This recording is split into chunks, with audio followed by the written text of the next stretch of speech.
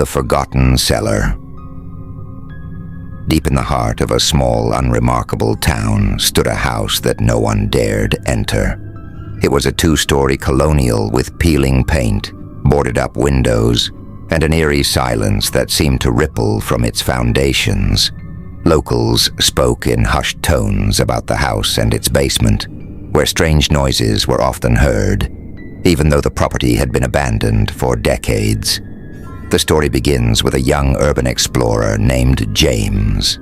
Armed with a camera and a thirst for the unknown, James decided to investigate the house for his YouTube channel. He dismissed the warnings from the locals as superstition. His audience loved real-life horror, and this house was the perfect setting for his next big video. James entered the house at dusk, the air heavy with a moldy, metallic smell. The creaking floorboards and the distant hum of the wind added to the unsettling atmosphere. As he moved deeper into the house, he noticed faint scratch marks on the walls, as though someone or something had tried to claw its way out. When James found the entrance to the basement, it was locked with an ancient padlock. Undeterred, he pried it open with a crowbar he had brought. The door groaned as it swung open, revealing steep wooden stairs descending into darkness. The basement was colder than he expected, and the light from his flashlight struggled to pierce the inky blackness. The walls were lined with shelves cluttered with jars filled with unrecognizable substances. A strange, almost inaudible whispering sound seemed to fill the air, though James couldn't identify its source. As he ventured further, he stumbled upon a dusty wooden chair placed in the middle of the room. Chains dangled from its armrests, and the floor beneath was stained with what looked like dried blood. His heart pounded as he realized he might have stumbled upon a sinister piece of history. Suddenly the whispering grew louder, forming coherent words. "You shouldn't have come here." James spun around, but the room was empty. His flashlight flickered, and he felt an icy breath on the back of his neck. When he turned back to the chair, a figure was sitting in it, a gaunt, pale woman with hollow eyes that seemed to pierce through him. She opened her mouth to scream, but no sound came out. Instead, James's ears were filled with a deafening static. He dropped his flashlight, plunging the room into darkness. Panic set in as he scrambled to find the stairs. The whispers turned into guttural growls, and he felt unseen hands grabbing at him, pulling him back. With all his strength, he broke free and bolted up the stairs. James burst out of the house, gasping for air, but the strange sensations didn't leave him. For days, he was plagued by nightmares of the woman in the chair. His friends noticed strange bruises on his arms, resembling the marks of chains. Desperate for answers, he returned to the town to research the house's history. He discovered that it once belonged to a doctor who performed illegal experiments on patients in the basement. Many died, and their restless spirits were said to haunt the property. James tried to move on, but the entity followed him. Objects moved in his apartment, whispers echoed in his ears at night, and the woman from the basement began appearing in his mirrors. The story ends with James's final video, a live stream where he tearfully apologizes for disturbing what should have been left alone. Midway through the stream, his camera cuts out, and James is never seen again. The abandoned house still stands, its basement waiting for the next curious soul. Weeks after James's disappearance, his live stream gained widespread attention. True crime enthusiasts, paranormal investigators, and conspiracy theorists dissected every frame of the video. Some claimed they saw shadowy figures moving behind James before the feed cut out. Others swore they heard faint screams buried beneath the static. Among those drawn to the mystery was Lena Carter. a journalist known for exposing urban legends and separating fact from fiction. She had always believed there was a rational explanation behind every so-called haunting. When she learned about James's story, Lena decided to investigate, determined to uncover the truth behind his disappearance. Lena arrived in the small town armed with a camera, a digital recorder, and a skeptical mind. The locals were reluctant to talk, but Lena managed to gather fragments of the house's history. The doctor who once owned the house, Dr. Gideon Blackwell, had been a respected figure until it was discovered he was performing inhumane experiments on patients. His victims were the town's most vulnerable, orphans, the homeless, and the mentally ill. Many believed their spirits were still trapped in the house. Lena entered the house during the day, sunlight struggling to penetrate its decaying walls. The air was thick, the silence oppressive. She found James's flashlight near the basement door, its batteries dead, despite being brand new when he entered. As Lena descended into the basement, she felt a chill that seemed to seep into her bones. The chair was still there, surrounded by the same jars and strange markings on the floor. Using her recorder, Lena began asking questions. Is anyone here? What happened to James? Who is the woman in the chair? When she played back the recording, most of her questions were met with silence. But when she asked about James, a raspy voice responded, "He belongs to us now." A shiver ran down her spine, but Lena pressed on.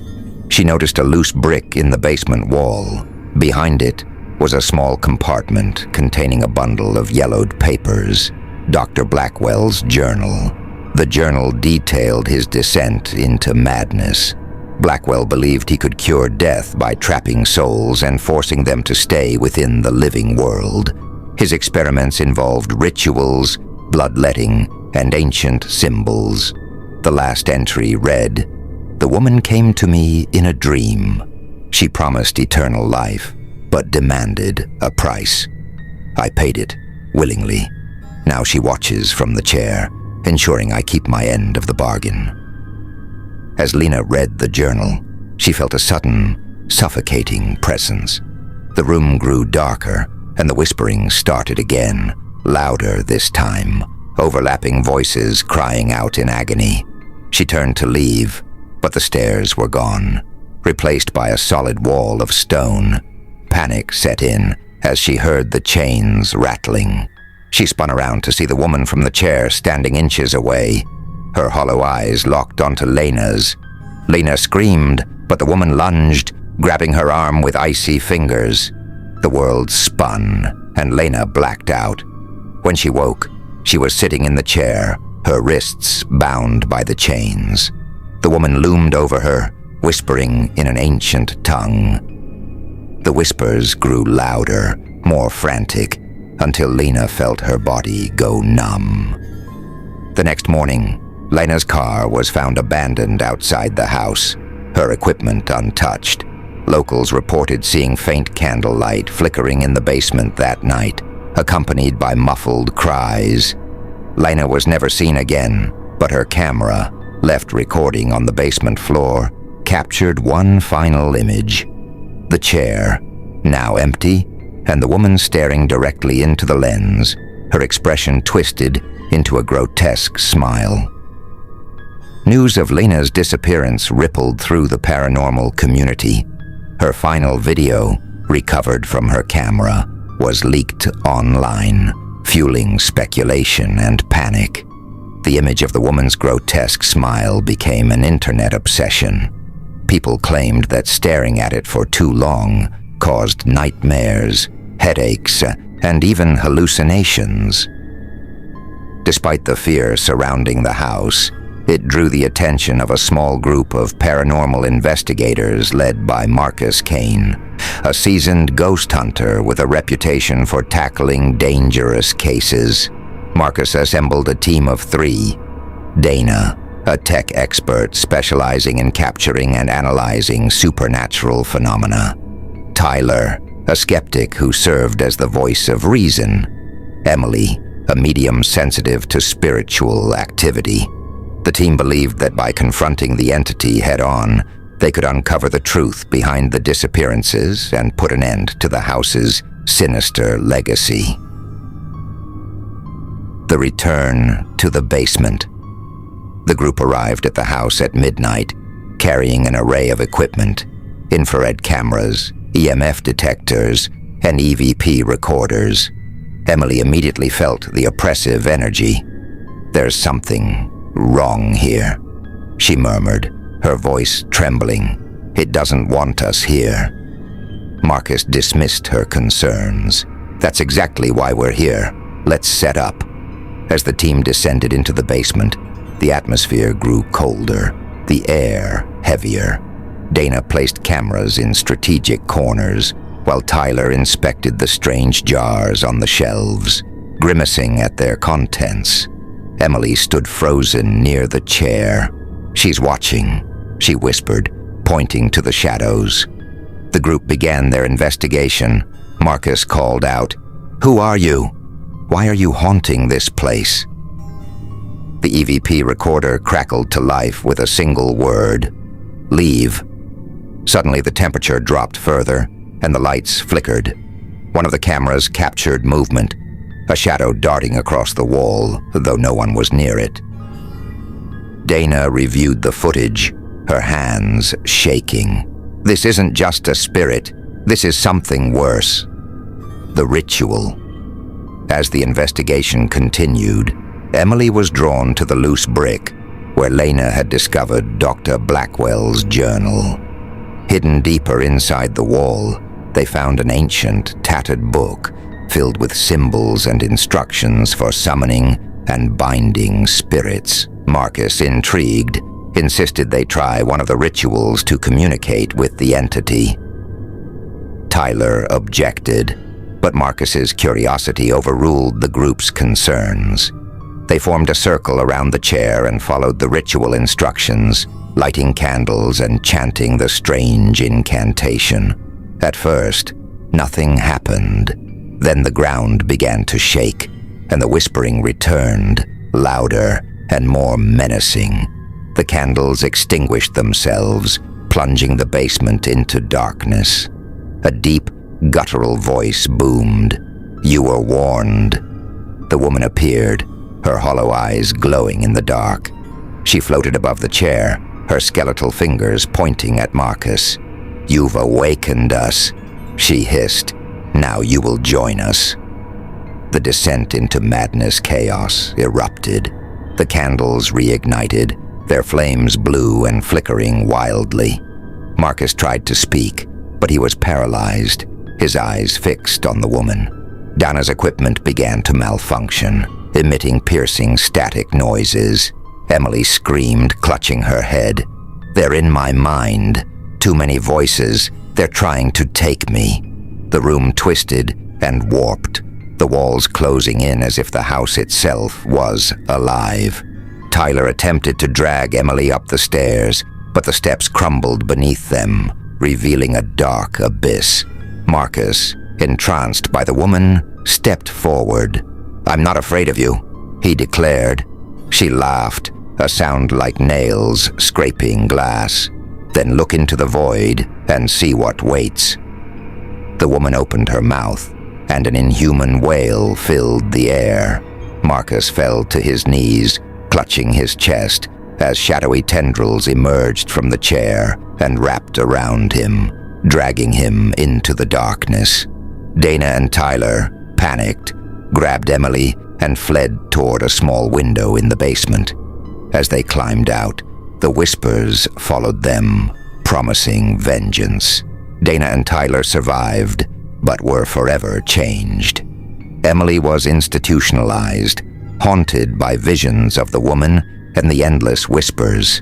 Dana burned all the footage they captured, warning others to stay away. Despite their warnings, the house remained a magnet for the curious. Those who ventured inside were never the same, or never seen again. The chair, empty yet alive, waits in the basement for its next visitor. Years passed, and the house fell silent again, its notoriety fading as time wore on. Yet for those who had escaped its grip, the horrors never left. Dana, now living in seclusion, often woke to whispers in the dead of night, as if the house still called to her. Tyler, haunted by guilt, became obsessed with finding a way to destroy the house. Word of the cursed property reached Dr. Evelyn Cross, a parapsychologist specializing in extreme hauntings. Evelyn was no stranger to danger. She had studied and dismantled powerful entities before. Accompanied by her assistant, Noah, she approached the house with a combination of scientific tools and arcane knowledge, determined to uncover the source of its evil and banish it forever. A new plan. Evelyn spent weeks preparing. Through old records and surviving testimonies, she pieced together the story of Dr. Blackwell and the ritual he performed. She concluded that the house was not merely haunted, but it was a gateway, tethered to another realm by the entity Blackwell had summoned. Her plan was bold. She would enter the basement, locate the anchor keeping the entity tied to the mortal plane, and sever it using a powerful cleansing ritual. Noah, though skeptical, trusted Evelyn's expertise. As they approached the house, Evelyn felt an overwhelming sense of dread. "It's awake," she murmured. Into the depths inside, the house was eerily quiet, as if it were holding its breath. Evelyn and Noah moved cautiously, setting up protective wards at key points to ensure they could escape if needed. When they reached the basement, Evelyn immediately noticed the chair. "That's it," she said, her voice heavy. "The entity is bound to this object." Noah set up their equipment, salt lines, protective symbols, and an array of candles, and activated a containment device designed to trap spiritual energy. Evelyn began the ritual, chanting in a language older than time itself. At first, nothing happened. Then the temperature plummeted, and the whispers began. They swirled around the room, growing louder with every chant. The chair began to shake violently, the entity's fury. The woman appeared, her hollow eyes blazing with anger.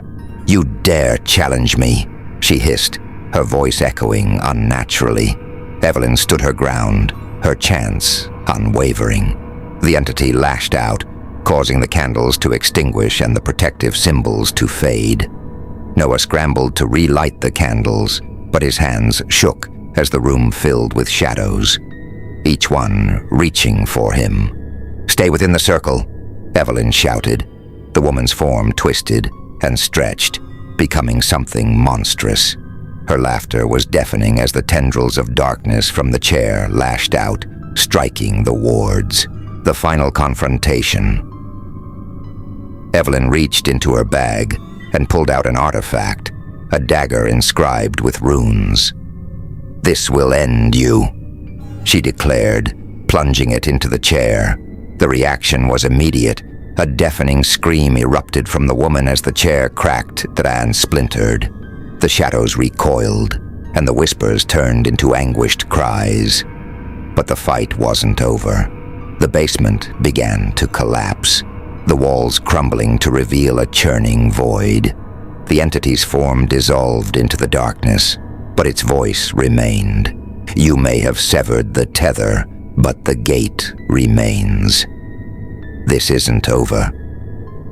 Evelyn and Noah barely escaped as the house imploded, leaving behind nothing but a smoldering crater. Though the house was gone, Evelyn knew the battle wasn't truly won. The entity's parting words echoed in her mind. The gate was still open, waiting for the next fool to stumble upon its location. She vowed to track down the remnants of Blackwell's work and ensure the entity could never return. But in the silence of the night, when the wind howled just right, she sometimes thought she could hear whispers, soft, mocking, and unrelenting.